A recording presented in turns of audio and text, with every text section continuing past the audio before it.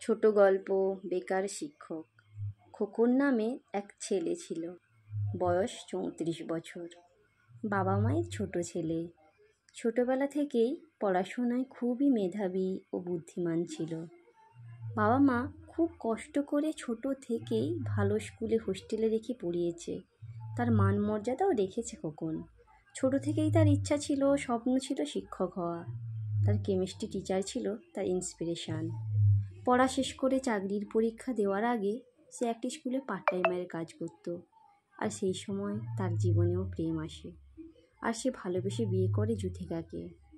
এই অল্প রোজগারেও তাদের সুখের সংসার ছিল।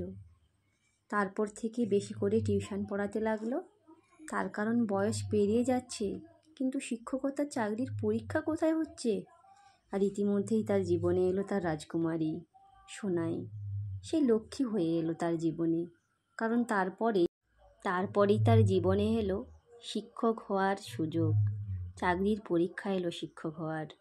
সে সুনামের সঙ্গে সফল হয়ে সে একটা উচ্চ মাধ্যমিক স্কুলে চাকরি পেল। বেশ সুখেই চলছিল তাদের সংসার। তারা তাদের স্বপ্নের বাড়ি বানাবে বলে অনেক টাকা লোন নিল সার্ভিস কেরিয়ার থেকে। কিন্তু বলে না, সুখ বেশি দিন কারোর সয় না। তাই খোকনের জীবনেও যেন হঠাৎ করে অন্ধকার নেমে এলো। চাকরির পরীক্ষা পেয়েছিল যে সালে, সে সালে প্রচুর নাকি টাকা দিয়ে চাকরি কেনা বেচা হয়েছে।